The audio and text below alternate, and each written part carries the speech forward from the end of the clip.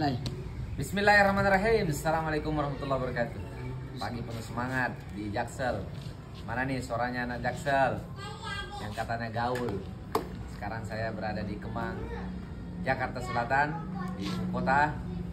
Ya katanya ibu kota lebih kejam dari ibu tiri. Nah, itu bagi yang senang banyak masalah, bagi yang hidupnya penuh dengan kebaikan, amal saleh, circle yang baik, insya Allah ibu tiri bisa lebih baik dari yang diberitakan.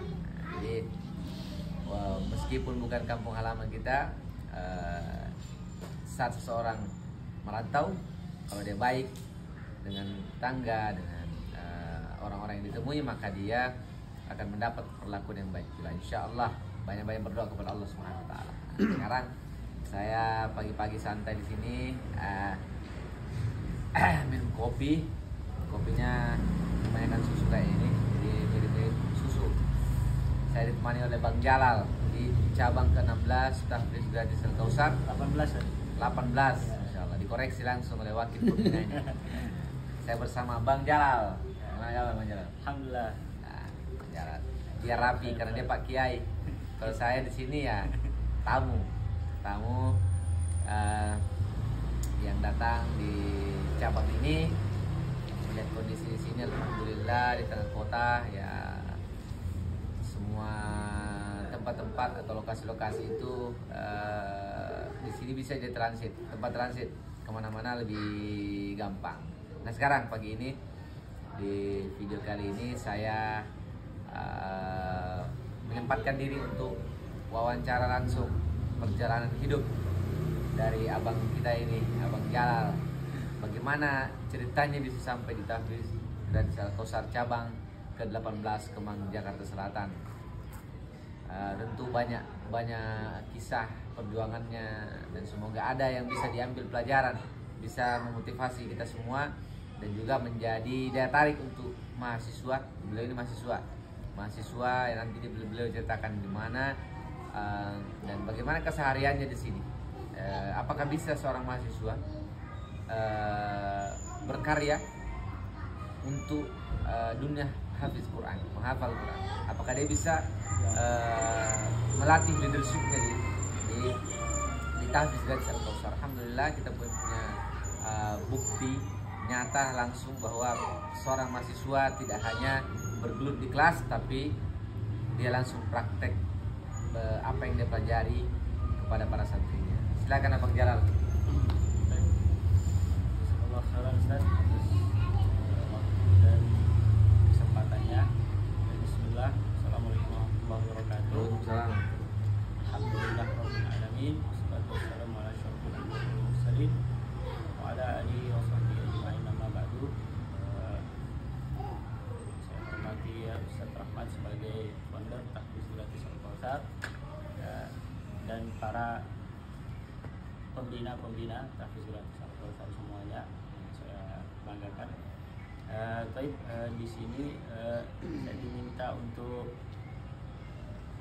menceritakan ya perjalanan sebelum sampai berlabuh di Tahfiz Gratis Al-Kausar ini ya.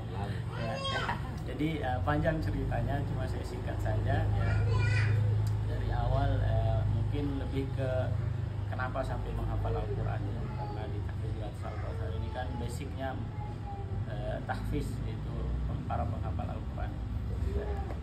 Jadi awal mulanya itu ya dari saya dari kampung itu ya biasa normal sebagai mana anak biasanya gitu. Saya dibesarkan memang oleh seorang ibu ya, tanpa ayah ya, sejak umur 1 tahun kurang hampir 2 tahun. Berarti yatim? Ya, meninggal. Yatim. Bapak meninggal? Bapak meninggal ya. Jadi ibu itu merangkap sebagai ayah ya. Jadi saya dari kecil itu emang apa namanya ya, bisa dibilang nggak pernah diem di rumah. Bukan berarti keluyuran atau broken home ya, tapi lebih ke karena ibu itu sering pergi ya itu cari uang ya. Jadi saya nggak ada temannya di rumah, akhirnya saya keluar, dan saya pun nggak keluar bermain seperti anak pada umumnya gitu. Saya keluar ke tempat-tempat yang bisa menghasilkan uang. Contohnya saya pergi dulu waktu SD itu, saya pergi bantu-bantu bibi saya cari pisang. Jadi dari situ upah nyari pisang itu nanti untuk dijual, itu untuk belanja sekolah segala macam. Sampai di umur kelas 6 SD itu malah saya kerja di bengkel las punya saudara, ya ikut-ikut motong-motong besi, bikin gerbang segala macam. Dari situ diupah jadi tambahan belanja sekolah. Sampai SMP ikut nelayan cari Itu umur ikan. berapa? Mulai mandiri seperti itu umur berapa itu? Emang udah dari kecil, maksudnya udah Umur berapa kira-kira?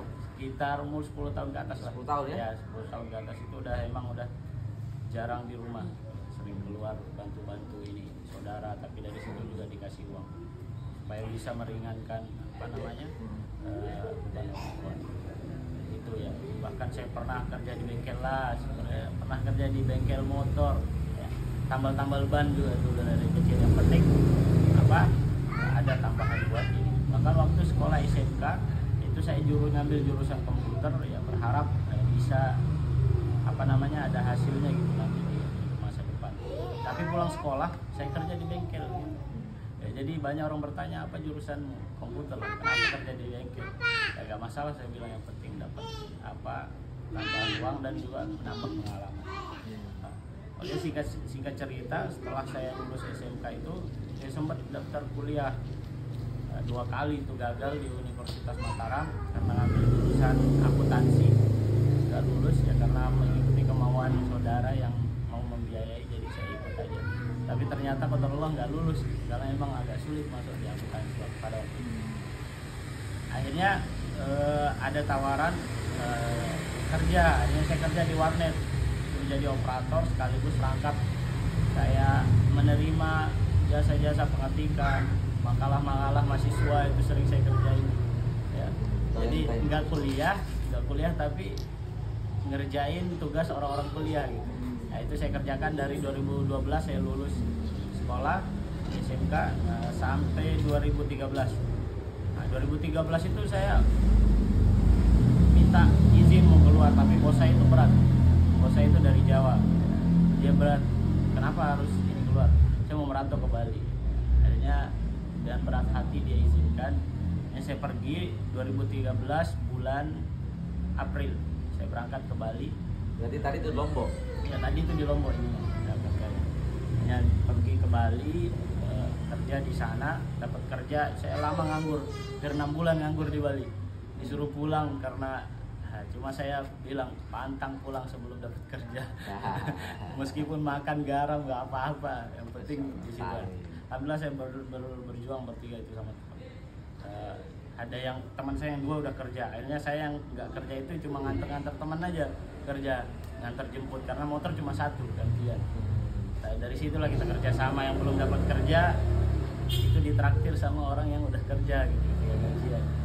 Akhirnya alhamdulillah Agustus tepatnya kalau nggak salah itu, saya lupa bulannya, pokoknya itu tamat SMK, berarti umur sekitar 18-an 18-19 lah itu ya, waktu itu. Akhirnya dapat kerja, diterima di Angkasa Pura Support di bandara, jadi cleaning service. Nah, dari situ saya ground handling ya? Cleaning service yang bersih nyapu. Lima pangkatnya dari ground handling kan? Kebersihan. Di bandara itu saya tahu, saya kan pernah sekolah penerbangan. Ya. Jadi kastanya itu ground handling. Ya. Apa tadi? Cleaning service. Biasa ini. Sebenarnya saya orangnya pemalu ya. Yeah. Banyak orang itu nggak berani ngomong segala macam. Cuma saya waktu itu di Bali saya tertantang. Itu kan di tempat umum itu pegang sapu segala macam. Saya bilang, di sini juga nggak ada yang kenal ya. Bodo amat lah. Akhirnya di situ saya, karena pakai masker juga, wajib pakai masker. Lumayan membantu gitu. Lumayan membantu, rasa malu. Cewek ya. Bahkan pernah dikabarkan teman saya itu singgah transit di situ. Langsung sembunyi ke toilet. Jujur aja karena emang masih malu sekali. Ya, fitrahnya manusia malu. Kan malu sebagian dari iman. Ya. awal-awal ya tahun pertama lah. Tapi malunya malu ini ya. Iya, Gengsi. gengsi. Jujur aja emang gengsi waktu itu ya. Masih ini banget apa? Oh, iya. Natural banget lah. Nah. Muda masih labil gitu. Ya, berjalan lah itu saya ganti-ganti shift itu. Pernah saya masih malam, shift siang, bahkan pernah saya 24 jam di bandara. Dari pagi shiftnya, siang ada yang minta ganti, malam juga ada yang minta ganti, kan boleh ganti-gantiin temen itu kalau nggak masuk. 24 jam saya di bandara. Untuk ganti semua Ya, teman-teman ganti itu. semua. Rajin Karena kan di ini. Bali itu sistemnya kan 3 agama ya, Hindu, Kristen sama Islam. Jadi ada yang kalau apa acara-acara besarnya itu dia minta tolong gantiin gitu. Ada juga yang apa pulang kampung gitu, minta tolong digantiin. Nanti kita dibayar. Jadi gajinya dia nggak terpotong, tapi kita waktu masa kerjanya itu kita dibayar sesuai per hari hariannya itu. Jadi dia absennya tetap full. Teman-teman yang minta ganti. Itulah. Singkat cerita ya, 3 tahun saya di bandara itu semua saya pernah coba, dalam arti bukan yang jelek ya, kayak bermain bola di situ pernah, sampai futsal pernah, saya masuk tim orang Jawa, orang Sumba pernah, sampai dicekek gitu sama orang-orang Sunda pernah gara-gara ribut main bola, sama tim-tim orang Bali juga pernah ikut, sampai pernah tipes gara-gara full seminggu itu main terus futsal bola terus. Cocok memang ya untuk Reps ya, pecinta bola. Alhamdulillah, makanya ya, sinkron sekali. Tak minum dulu kopinya. Minum supaya lancar. Kopiku. Sengaja saya suruh minum kopi karena ini kopinya Ustaz Hidayat. Biar berkah. Kita lanjut Seth, ya. Lanjut. Nah, jadi 3 tahun berjalan seperti itu aja sampai titik yang mungkin pernah saya ceritakan ke teman-teman juga. Saya waktu itu shift malam itu masih inget banget saya, karena ini titik balik saya gitu sampai mengenal Al-Quran. Iya. Saya sholat Ini berjamaah. penting ini. Ya, saya pulang karena kan waktu masuknya jam 9 malam, pulang jam 5 subuh, pas 8 jam kerja shift malam waktu itu. Saya sempatkan sholat subuh karena emang nanggung udah mau, waktu itu pas banget jam 5 kurang itu subuh. Hanya saya mampir di masjid, salah satu masjid di depan bandara itu namanya Masjid Al-Ikhlas. Itu saya mampir di situ dan sholat subuh, dan itu bagi saya seumur hidup sholat terpanjang saya itu subuh, karena imamnya bacanya lama. Oh, gitu, ya, pada waktu itu karena emang nggak pernah sholat di kampung-kampung itu pasti juz 30 aja yang dia baca, pendek gitu, surat pendek. Waktu itu baca panjang tapi saya nyaman gitu, meskipun tumben merasakan sholat yang panjang tapi nyaman gitu. Dari situ saya mungkin ya Allah beri petunjuk, enak sekali gitu bacaan imamnya. Dari situ saya tertarik belajar Al-Quran lagi. Dan waktu itu qadarullah ada kajian setelah subuh, saya ikuti kajian padahal belum tidur dari semalam. Saya ikut kajian sampai suruk ya, waktu duha diajak ngopi-ngopi, ngetes sama itunya tamir masjidnya. Setelah itu pada bubar, akhirnya saya tunda, saya nggak pulang dulu, saya deketin imamnya. Saya bertanya, boleh nggak belajar ngaji di sini, ada gurunya nggak? Oh boleh, kata imamnya. Kebetulan imamnya juga orang Lombok, jadi nyambung gitu. Akhirnya saya disuruh datang ketika kalau libur atau waktu kosong, datang aja ke masjid untuk belajar. Dari situ saya belajar, jadi udah mau masuk tahun keempat, saya belajar tahsin di situ ya, sampai gurunya itu saking galaknya itu mau ditarik-tarik lidah kita gara-gara susah ngucapin huruf. Ya, bayangkan aja terakhir mengaji di TPQ itu SD kelas 6. Baru ngaji lagi pas setelah lulus SMA gitu. Jadi kelihatan sekali kalau lidah kita udah kaku, jarang mengaji. Tapi saya tetap semangat meskipun dimarah-marahin, dibentak. Gak masalah, yang penting niat saya mau belajar ngaji. Alhamdulillah Allah beri kemudahan 2-3 bulan. Kalau nggak salah itu saya diizinkan menghafal 30, akhirnya saya belajar menghafal. Jadi saya tabung-tabung 5 ayat, 6 ayat, sampai bahkan setengah halaman, 1 halaman itu saya hafal di rumah, saya sambil kerja menghafal, murojaah. Besok malamnya itu saya store gitu ke guru saya. Begitu terus sampai 1 tahun kurang lebih itu baru selesai juz 30. Ya. Setahun ya? Iya, 1 tahun kurang lebih. Jadi juz 30 itu diselesaikan di tahun keempat saya di Bali.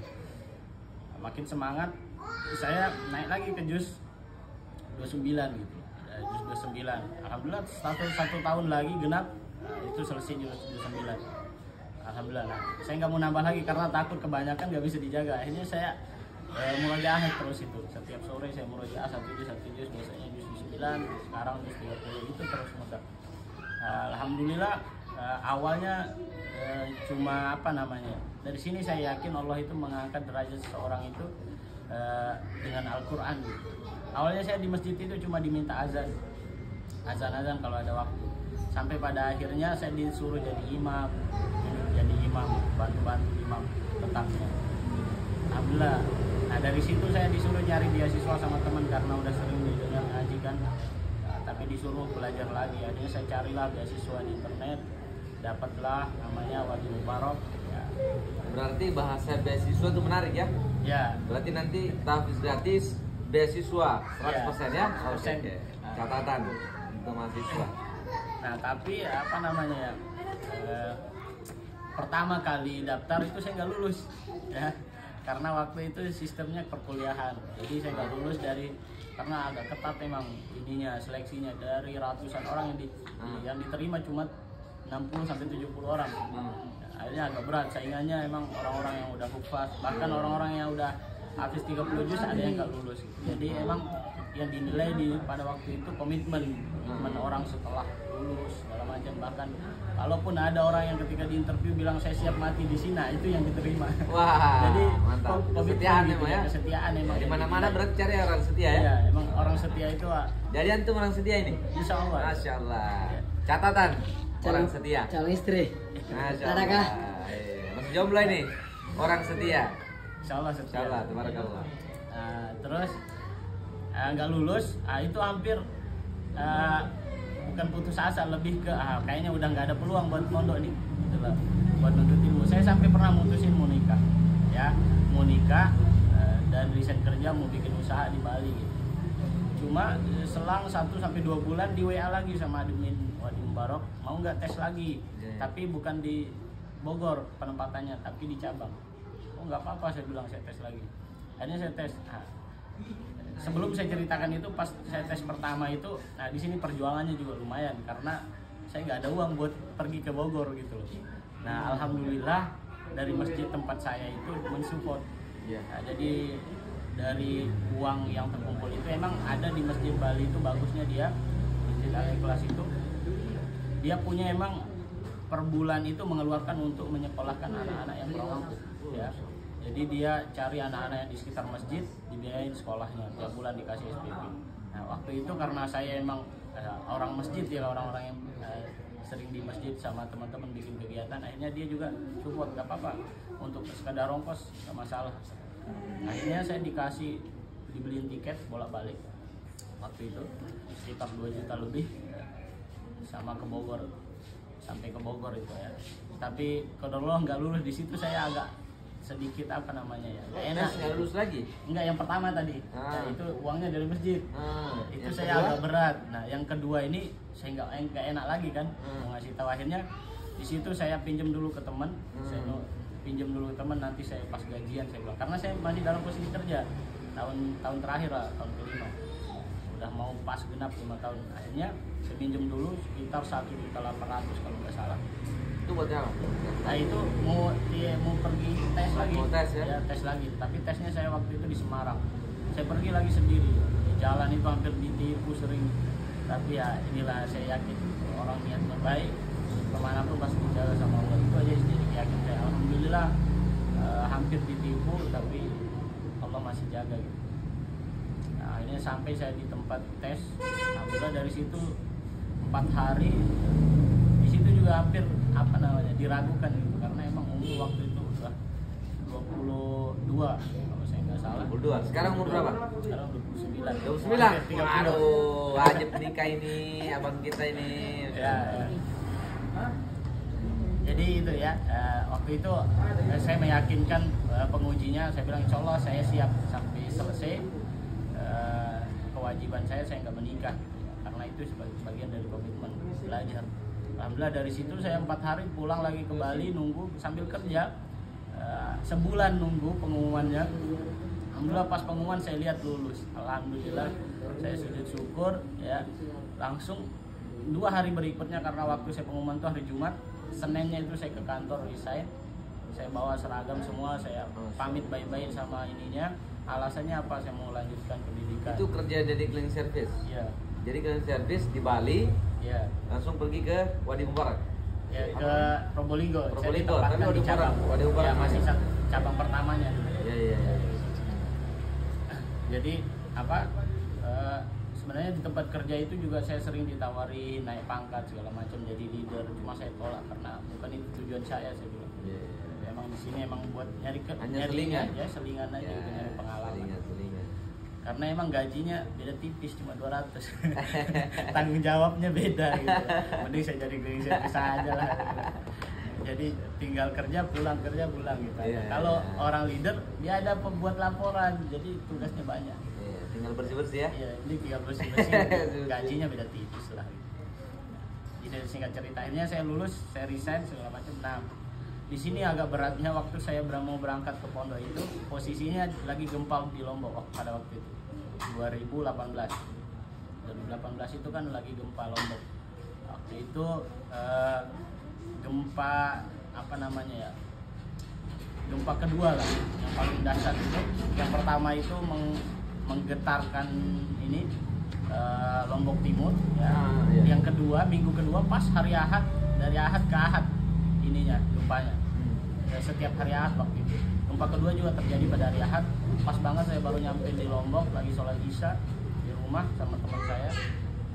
Itu gempa setelah sholat Isya lagi zikir, itu gempa langsung loncat semua dari masjid karena emang lumayan tinggi masjidnya, tangganya langsung loncat, nggak ada yang lewat tangga gitu. Nah di situ yang hancurnya Lombok Utara semua yang pada waktu itu yang gempa kedua. Dan di situ saya agak berat dan kondisi gempa saya harus ninggalin orang tua gitu. Cuma karena orang tua udah melihat tekad segala macam, nggak apa-apa pergi aja. Jadi waktu berangkat ke sini itu momen gempa ya? Ya momen gempa di Lombok. Akhirnya dengan berat hati emang karena emang udah niat dan orang tua juga meskipun berat dia support. Akhirnya saya berangkat ke Probolinggo lewat Bali dulu, diantar sama teman Banyuwangi, naik kereta sampai Probolinggo. Pas nyampe di Probolinggo itu saya kira pondoknya ini karena dari profilnya itu bagus gitu. Saya kira di dekat-dekat kota gitu. Ternyata masuk ke hutan jati milik pemerintah. Nah di tengah-tengah kayak nggak ada rumah dari awal masuk jadi jalan raya sampai ke dalam itu nggak ada rumah, satu pun nggak ada rumah, hutan semua. Baru tiba-tiba muncul di tengah-tengah itu seperti menemukan mutiara gitu kan, mutiara di tengah lautan. Ya, pondoknya hijau padahal waktu itu musim panas.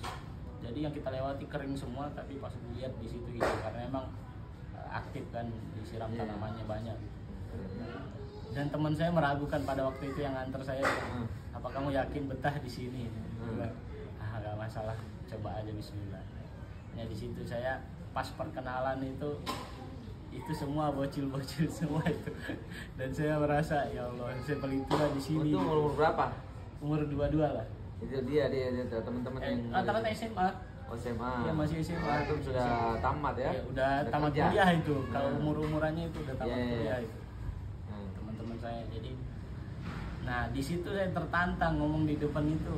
Ini banyak bocil yang pintar ngomong di depan, masa saya kalah. Nah, dari situ saya membangun kepercayaan diri, berdiri di depan banyak orang, menyampaikan entah kultum segala macam atau menyampaikan pendapat segala macamnya gitu. Di situ saya belajar emang. Berarti sudah bisa dicalek ini, sudah bisa menyampaikan pendapat. Alhamdulillah 1 tahun pertama itu waktu itu saya selesai 15 juz ya, 15 juz dan ini saya dipercaya jadi ketua ya, jadi ketua pondok. Awalnya jadi wakil dulu, tapi karena ketuanya keluar, akhirnya saya diangkat jadi ketua pondok. Dari situ saya banyak juga belajar leadership segala macam ya.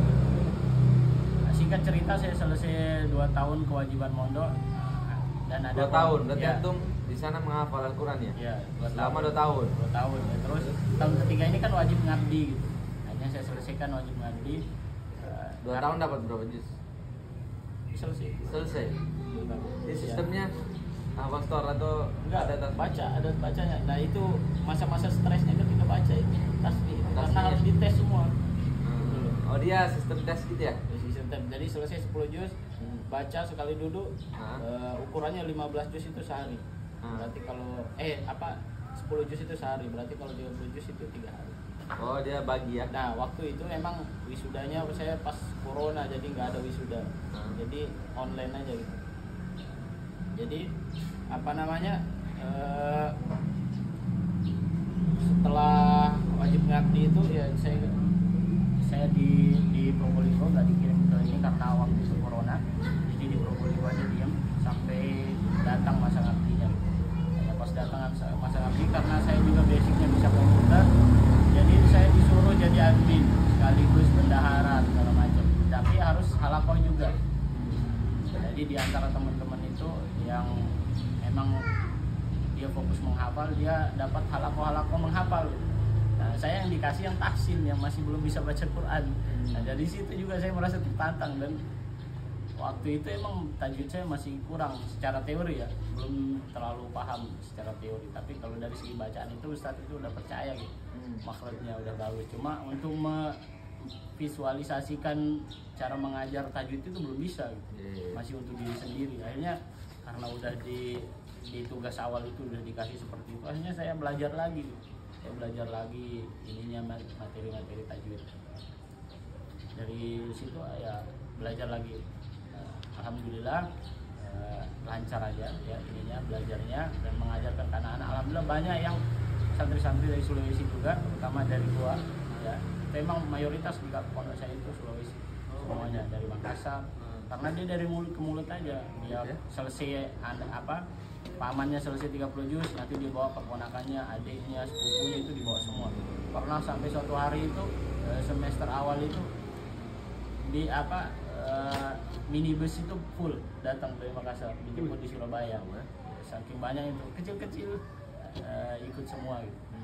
Makanya saya sudah agak terbiasa tuh sama orang Sulawesi karena di santri-santri dulu yang saya ajarkan juga orang Sulawesi ya. Dan bahkan ada yang dia ngikut kakaknya karena emang nggak bisa pisah, masih kecil masih SD di kelas 5, kakaknya udah SMP. Jadi ini dua-duanya nggak bisa mengaji. Waktu itu kebetulan saya diamanahkan, bismillah, dari dia nggak bisa baca, atas izin Allah itu dimudahkan gitu. Dia lancar, bahkan sekarang udah saya kemarin dengar terakhir hafalannya udah 15 juz kalau nggak salah. Anak yang dulu pernah saya diamanahi. Singkat cerita ya, karena udah selesai masa pengabdian 1 tahun, saya disuruh nambah gitu karena merasa dipercaya, mungkin nggak tahu itu ininya modelnya, disuruh nambah lagi jadi 2 tahun. Udah singkat cerita lagi berjalan 2 tahun disuruh nambah lagi gitu loh. Bahkan mau dicarikan istri aja di sini biar antum nggak kemana-mana, dibuatkan rumah gitu loh. Tapi saya bilang aduh bahaya ini, nggak kemana-mana saya ini, masih belum ini cukup ilmu lah, saya bilang saya mau belajar lagi lah, saya izin. Kayaknya saya jadi Al-Qausar dapat bola muntah ya. jadi apa namanya, izinlah keluar dan berat hati 4 tahun ya. 4 tahun total ya, totalnya ya. Hanya saya izin keluar kuliah di Jakarta Agustus pada waktu itu 2022. Saya keluar, saya daftar, alhamdulillah lulus di Al-Hikmah, Mampang, Jakarta Selatan. Ambil jurusan Quran dan tafsir ya, supaya lebih mendalami lagi ininya Al-Quran. Dari situ sempat ngekos sebulan. Di hari ke-10 ketemulah sama teman dari Lombok juga, alumni pondok saya, dan alumni juga di pondoknya Sedayat. Jadi berteman. Jadi saya mengenal Ustadz Dayat itu dari wasilah teman saya itu juga. Dipertemukanlah, janjian ketemu di sini. Nah, saya datang habis subuh itu langsung ke sini ketemu Ustadz Dayat. Waktu itu kalau nggak salah Ustadz Dayat habis main bola. Mungkin ya di Marwah ya, lupa saya. Jadi ketemu, wawancara lah gitu, ditanya-tanya bisa ngajar apa segala macam. dan qadarullah juga bertepatan dengan pembina di sini Ustadz Fadil ya, Ustadz Fadil itu juga kuliah di Al-Hikmah ya, jadi saya disatukanlah di sini mumpung arah kuliahnya sama. Sama-sama di Al-Hikmah juga? Iya, sama di Al-Hikmah, cuma beda jurusan. Iya. Beliau jurusan dakwah, saya jurusan Quran ya. Oh, berarti satu tempat kuliah tapi jurusannya berbeda. Saya baru tahu ini. Iya. Fadil Fadil apa itu, dia? Jurusannya? Dakwah. Berarti dia calon dai. Iya. Antum? Saya lebih ke tafsir. Tafsir. Wah, ahli tafsir ini. Amin. Guru. Semoga bisa selesai. Guru ya? Bukan. Itu pencerahan santai. Masya Allah. Yes. Komplit ini Jakarta Selatan ini. Semoga bisa selesai sampai akhir. Jadi begitu ya, awal masuknya di sini ya. Jadi sebelum masuk di sini juga saya berharap Allah itu kasih tempat yang emang udah ada ini dari awal ke sini itu ada keinginan pengen nanti dapat tempat entah rumah Quran segala macam. Yang penting jangan, emang guru saya berpesan kalau antum mau keluar jangan pernah keluar dari lingkungan Al-Quran gitu. Meskipun antum ibaratnya bermaksiat, minimal antum di lingkungan Al-Quran ya, sholatnya masih bisa ada yang negur ya, wajahnya masih ada yang negur. Tapi kalau udah di luar, kita kalau udah bablas kalian, nah itu yang bahayanya gitu. Jadi gak ada yang negur lagi. Dari situ emang waktu saya ngekos itu saya doa terus gitu, supaya Allah kasih tempat. Allah arahkan saya ke tahfiz Quratul Kausar. Saya bersyukur sekali ya, di sini juga sangat kekeluargaan, banyak kegiatan sosialisasi segala macam, banyak kegiatan sosialnya lah. Di sini saya banyak belajar ruqyah segala macam, relawan yang waktu baru berapa bulan kita harus turun ke Cianjur. Ya, di situ juga saya banyak belajar, masya Allah. Saya tiba-tiba ditodong bicara di depan. Nah, ini pengalaman baru lagi. Bencana gempa ya? Iya, menangani Gempa atau banjir? Gempa waktu Gempa ya? Cianjur, ya. 1 bulan. Baru Berkorban berapa nyawa bulan ini. itu. 1 bulan. Berkorban nyawa di tempat Di gempa. 1 bulan kita di lokasi kurang lebih. Sebulan? Ya, 1 bulan. Alhamdulillah banyak pengalaman yang bisa saya dapatkan di sini. Dan apa? Saya ingat satu hadis. Jadi barang siapa yang berhijrah karena Allah, maka Allah akan ganti apa? Rezekinya, rezeki yang baik. Temannya pun sebelumnya mungkin teman-teman yang kurang baik diarahkan ke teman yang baik, diganti semuanya yang baik-baik. Dan saya meninggalkan hobi saya itu karena dulu melalaikan. Saya suka main bola tapi saya sering telat sholat gitu. Meskipun saya nggak pernah ninggalin sholat, alhamdulillah, tapi hampir waktu zuhur, hampir asar, waktu asar, hampir maghrib saya kerjain gitu, selalu telat gara-gara main bola gitu. Nah, alhamdulillah qadarullah di sini Al-Kausar menyediakan namanya Al-Kausar FC dan saya bersyukur sekali. Jadi hobi saya masih bisa tersalurkan meskipun sambil mengajar gitu. Jadi di lingkungan Al-Quran kita masih bisa menyalurkan hobi kita, sangat bersyukur sekali. Jadi ininya singkatnya perjalanan saya sampai ketemu. Saya ada banyak pertanyaan nanti. Oke. Sisanya saya jawab pertanyaan. Oke. Tidak bisa saya ceritakan semua. Jadi teman-teman semua, saya juga ikut menyimak sebenarnya karena saya kenal Bang Jalal ini ya karena saya keliling-keliling. Kemarin di Sulawesi juga hampir 2 tahun di sini merintis cabang Sulawesi. Saya ya dapat informasi dari Bang Jalal itu sedikit. Nah, tapi yang saya di gambaran saya, Bang Jalal ini orangnya dewasa, orangnya soleh, insya Allah, mahasiswa, dia naik sepeda kuliah. Yang saya di gambaran saya nih, dia selalu pakai jubah, ya, orangnya lembut, orang Lombok. Nah, ternyata dia dari ceritanya beberapa menit ini, saya banyak mendapat informasi. Ternyata beliau cleaning service, insya Allah. Dari cleaning service jadi penghafal Quran. Selama 4 tahun, 2 tahun selesai, mengabdi 2 tahun, insya Allah. Setelah itu masuk kuliah di Jakarta, di ibu kota. Alhamdulillah bertemu dengan tahfiz gratis Al-Kausar cabang ke-18 di Kemang, Jaksel. Jadilah dia guru di sini. Jadi wakil pembina menemani pembina dari Al-Kausar, Fadil, Irsyad Fadil. Dan dia kolaborasi yang luar biasa, insya Allah.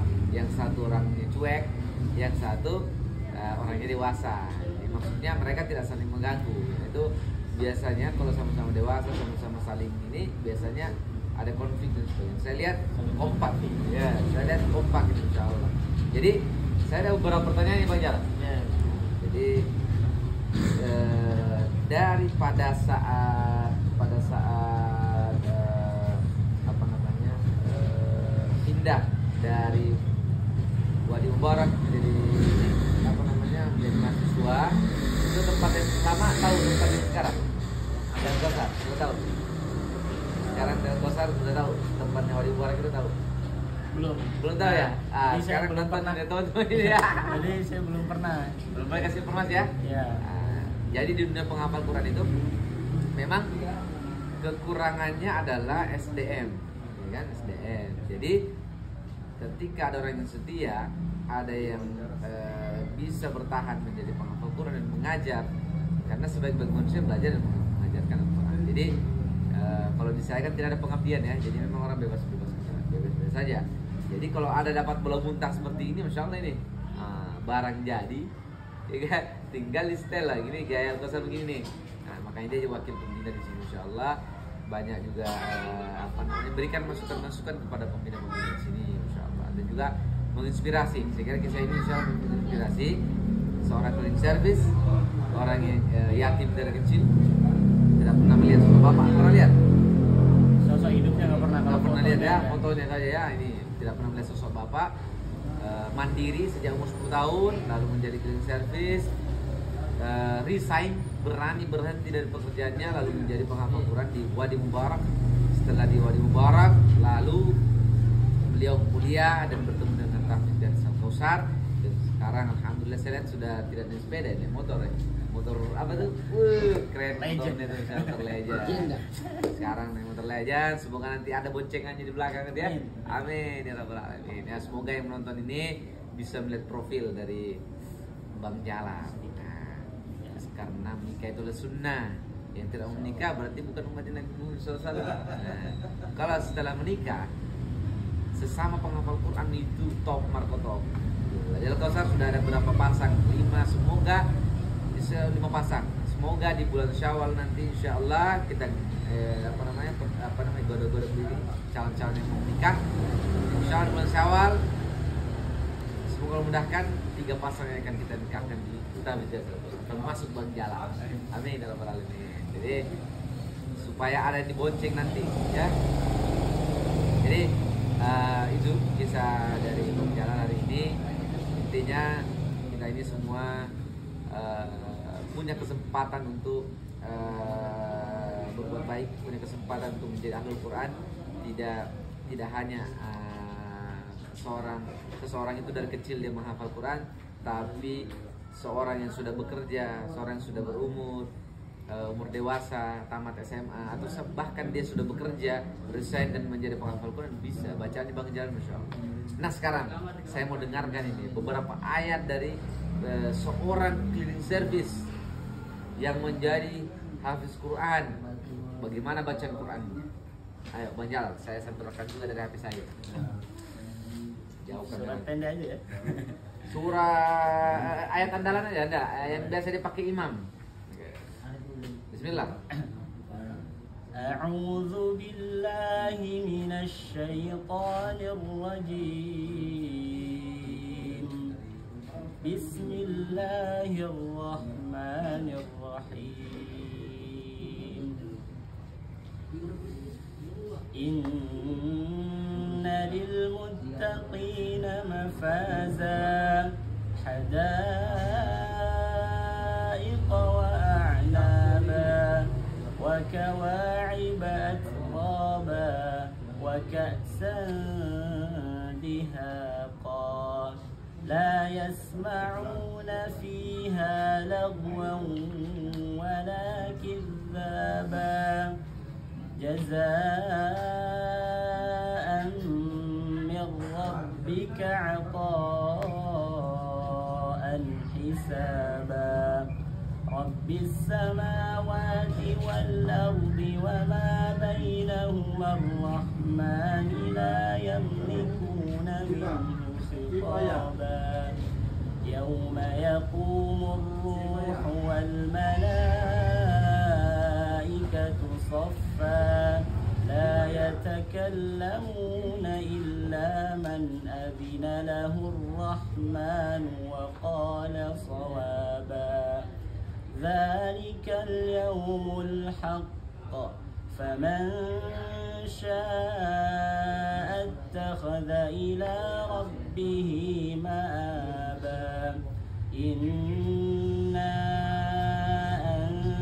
أنذرناكم عذابا قريبا يوم ينظر المرء ما قدمت يداه ويقول الكافر يا ليتني كنت ترابا.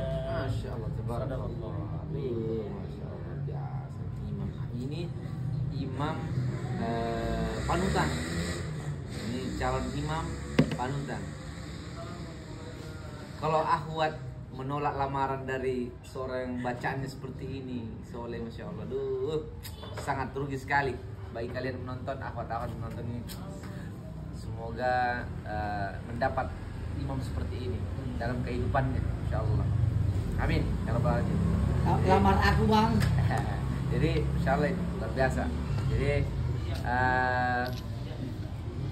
pagi ini karena pembina saya mau belajar bahasa Arab Amni ya, bahasa Arab keseharian orang-orang sini.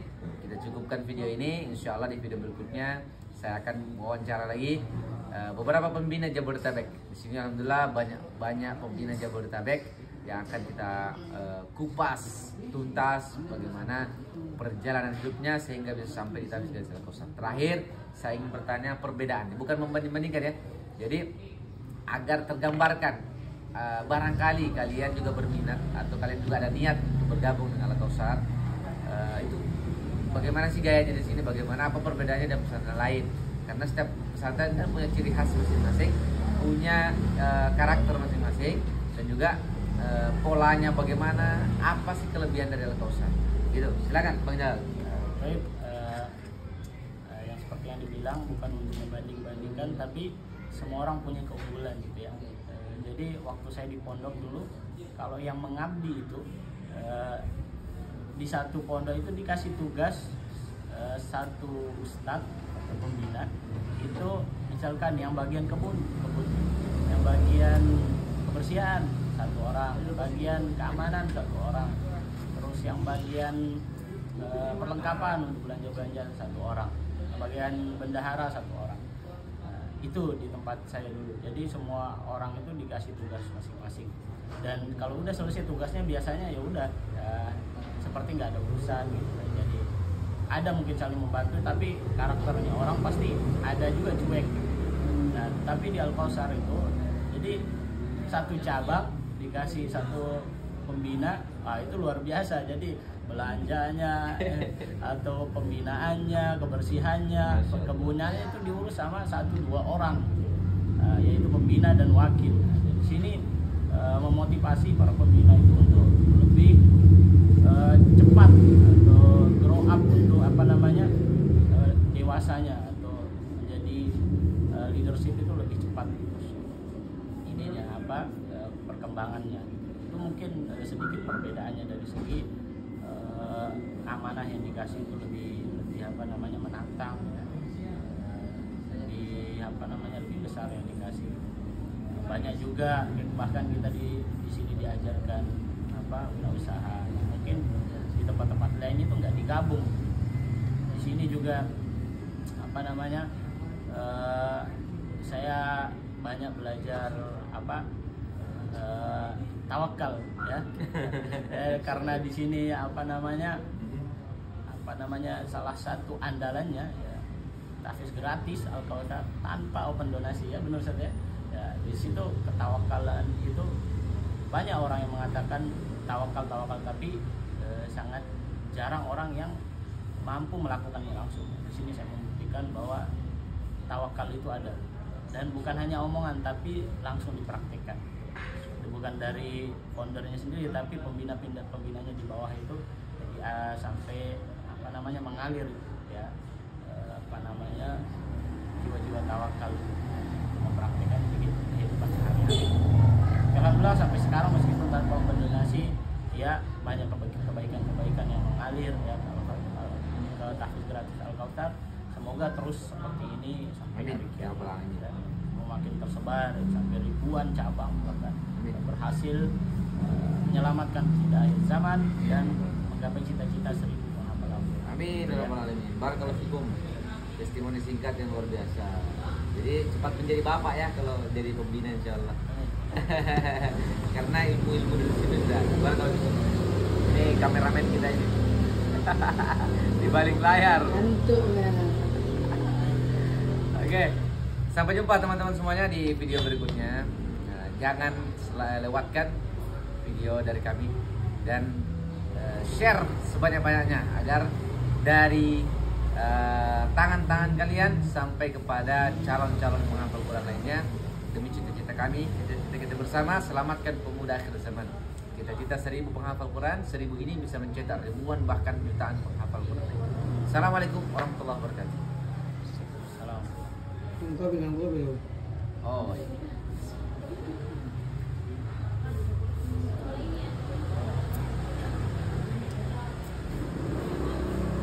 Foto dulu tuan untuk apa namanya?